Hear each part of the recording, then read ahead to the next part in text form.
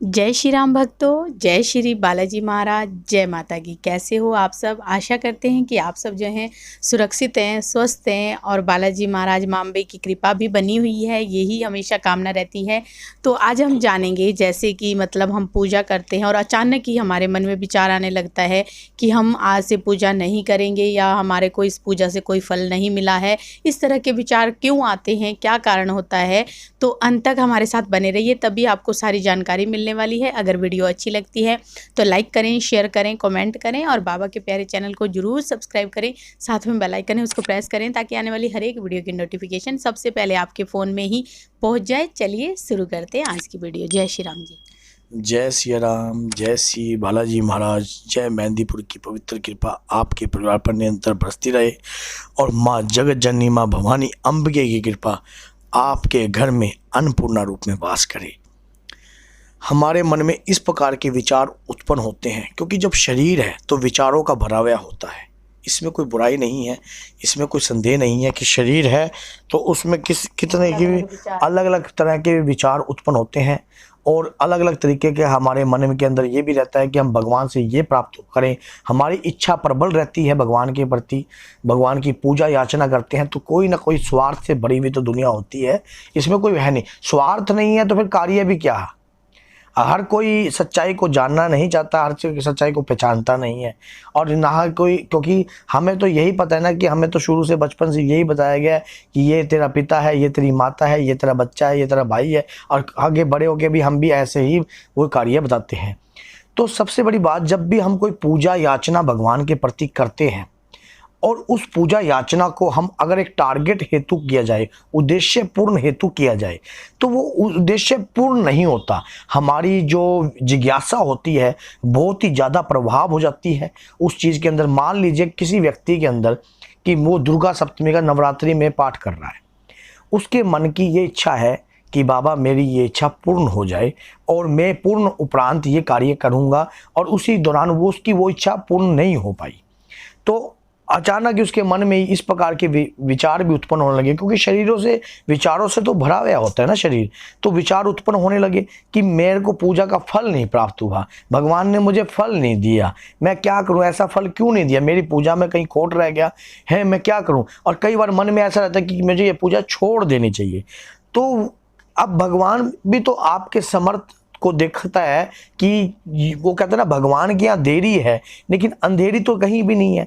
अगर वह देरी हो सकती है लेकिन अंधेरी नहीं हो सकती है।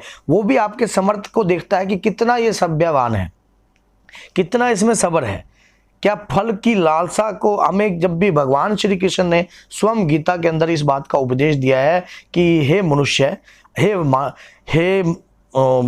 अर्जुन, आप फल की इच्छा नहीं कीजिए, सिर्फ कर्म कीजिए, कर्म के अनुसार फल आपको प्राप्त हो जाएगा। उसी प्रकार से जो हमारा कर्म होता है और हम जो हैं उस कर्म से हमारा जो कर्ता है, जैसे कि हम कर्ता हैं और कर्म हमें ढूंढ लेता है। हम क्षेत्र में कहीं भी बैठ जाएं, मान लीजिए अगर मेरे द्वारा किसी बच्चे का एक्सीडेंट होना है तो वो कर्म जो है, जो हमारा वो कर्ता को ढूंढ लेगा, मान लो मुझे पहचान लेगा कि मैं कहीं भी हूं और वहां से। और अगर हम पूजा याचना कर रहे हैं, कंटिन्यू पूजा याचना कर रहे थे, उस पूजा का जो फल है क्या पता वहां जाकर मिल गया, वो एक्सीडेंट की बजाय वो थोड़ा सा ड्राइन ट्रक लग गया, तो इसका मतलब वो पूजा का फल यहां प्राप्त हो गया। तो हमारे मन में इस प्रकार के विचार उत्पन्न होना, आप अपने आप को निराशावर्धक नहीं लेना चाहिए, पहला नंबर तो ये। दूसरी बात ये, कई बार शरीर के अंदर नकारात्मक ऊर्जाएं प्रवेश करती हैं। जैसे किसी नकारात्मक जो कोई पेशी खाता है या किसी के शरीर के ऊपर ऐसी अभद्र आत्मा वास करती है, अगर उसको बता दिया जाए कि आप इस प्रकार से पूजा याचना करो और आपका ये कार्य होगा, तो वो आत्मा उसको मेंटली तौर पर टॉर्चर करती है, उसको परेशान करती है ताकि आप ये पूजा ना करो, इस पूजा करने से आपको कोई भी फल की प्राप्ति नहीं हो रही। मन में इस प्रकार के विचार उत्पन्न हो जाते हैं और उस विचारों से वो व्यक्ति क्या करता है, उस दर को छोड़ता है, उस पूजा को छोड़ने की पूर्ण कोशिश करता है। फिर वो जैसे कि मान लो किसी संत के सानिध्य में आता है या किसी भगत के सानिध्य में आता है या किसी गुरु के सानिध्य में आता है, फिर वो उस पूजा को करने की फिर पूर्ण तैयारी करता है। फिर वो उस भगत के आगे बोलता है कि गुरुजी मैंने ना 41 दिन के सुंदर कांड का मान लो संकल्प लिया था लेकिन मैंने बीच में छोड़ दिया, मेरे से पता नहीं क्या हुआ अचानक कि मेरे शरीर में ऐसा, मेरे मन में ये आया, ये विचार उत्पन्न हुए कि इसको छोड़ दे, इस पूजा को, इस टारगेट को। तो क्या पता वो शरीर के अंदर वो जो आत्मा आपके वास कर रही है वो आपको करने का मौका ही नहीं दे रही। फिर कई भक्तों के साथ तो ऐसा होता है कि 3 दिन वो पूजा करते हैं और शरीर चौथे दिन इतना भारी हो जाता है कि दोबारा पूजा करने का मन ही नहीं करता। शरीर के अंदर वो जो नेगेटिव एनर्जी उत्पन्न है, शरीर के अंदर जो ऊर्जा बैठी है, वो आपको पूजा करने से वो उसकी शुद्धि भी होती है। उसको फिर वो कहाँ जाएगी, उसका शरीर, अगर उसका शरीर ये पूजा करने लग गया, वो आत्मा के पास शरीर तो है नहीं, तो वो उस शरीर पर रहकर पूजा कर रही है। अब वो पूजा कर रही है तो उसके, अब जैसे कि जब वो पढ़ता है कि जय हनुमान ज्ञान गुण सागर जय कपीसतु लोक उजागर, तो वो चीज जो पढ़ता है तो उसके भी इफेक्ट पड़ता है। तो वो अब वो क्या करेगा, वो नकारात्मक ऊर्जाओं के प्रति सोचेगा, उसको वहां से हटाने की कोशिश करेगा। जैसे कि वो अगर घर में कोई ऐसे विचार उत्पन्न होते हैं या कोई ऐसे कार्य होते हैं तो वो हटाने की कोशिश करेगा। अब कोई भगत के साथ अगर लगातार मेहंदीपुर भी जाता है, श्री बालाजी धाम भी जाता है, और अचानक उसका संकट टूटता नहीं, वहां से हटता नहीं, तो उसके बाद क्या होता है कि जब संकट हटता नहीं तो उसके बाद वो क्या करता है, उसके मन में विचार उत्पन्न करता है उस भगत के प्रति भी, ताकि क्या, यहाँ कुछ नहीं होगा तेरा, मानसिकता पकड़ लेता है उसको। संकट को ये पता होता है कि ये किस मानसिकता का व्यक्ति है, इसकी सोच कहां तक जाती है, तो वो घर में ऐसे ही व्यक्ति को पकड़ के रखता है। तो उसकी सोच, जब वो पूजा का पाठ करता है तो वहां से छुड़वाया, फिर उसके बाद एक सियाने के पास गया, दूसरे सियाने के पास गया, दूसरी चौकी पे गया, तीसरी चौकी पे गया, मान लो उसको घुमाए रखा, तब वो संकट ऐश परस्ती करता है। तो जहां सच्चाई होती है वो आपकी मानसिकता को पकड़े हुए होता है। वो आपको पूजा करने से, उसको खुद को पता है अगर ये व्यक्ति पूजा करेगा तो मेरे शरीर के अंदर भी तनाव आता है। जिस प्रकार से हमारे शरीर के अंदर सकारात्मक ऊर्जा प्रवेश होती है तो वो पूजा मांगती है, उससे पूजा करने से उसको बल की प्राप्ति होती है।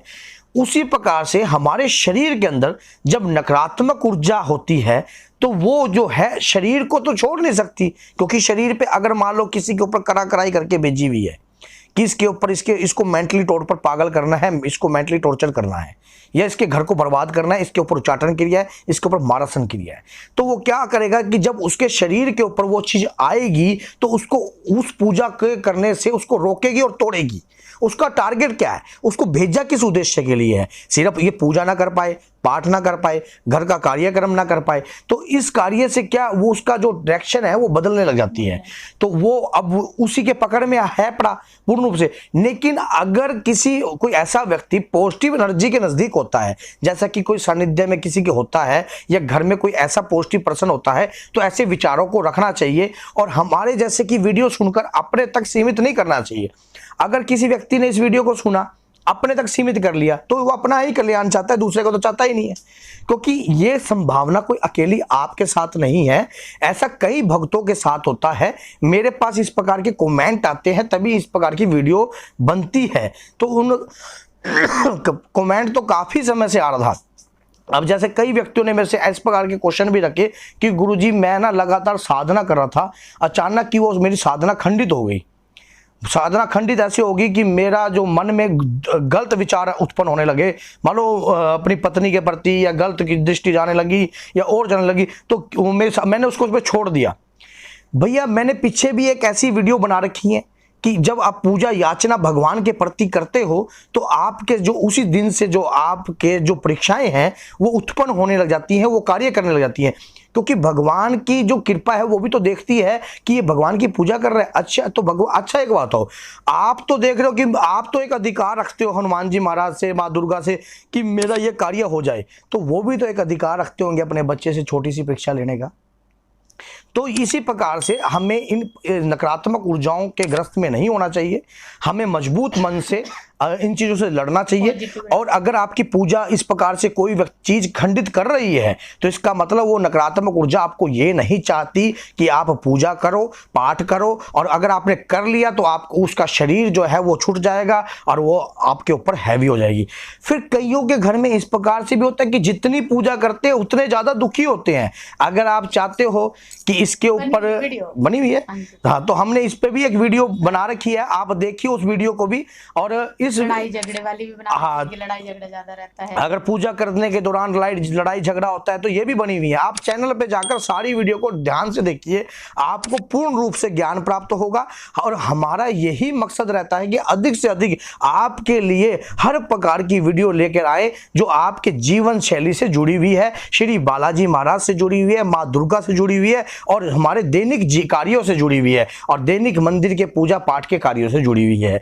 तो आपने एक छोटी सी रिक्वेस्ट है, वीडियो को अपने तक सीमित मत कीजिएगा। अधिक से अधिक एक भी व्यक्ति को अगर आप शेयर करते हो तो पुण्य के भागी बनते हो, क्योंकि कोई व्यक्ति के मन में अगर इस प्रकार के विचार उत्पन्न हो रहे होंगे अचानक ही, अब कई व्यक्ति कहते हैं कि गुरुजी ये तो शेयर करने में क्या है, किसको शेयर करें, हमें तो चलाना नहीं आता। तो सीखिए, क्योंकि आपने जब ये YouTube भी देखना सीखा है ना, तो किसी ना किसी से तो सीखा होगा। तो आपको सीख कर आगे कार्य को कीजिए ताकि आपका भी इसमें सहयोग हो, बहती गंगा में आपके भी हाथ गीले हो जाएं। तो भैया जय सीताराम, जय श्री बालाजी महाराज।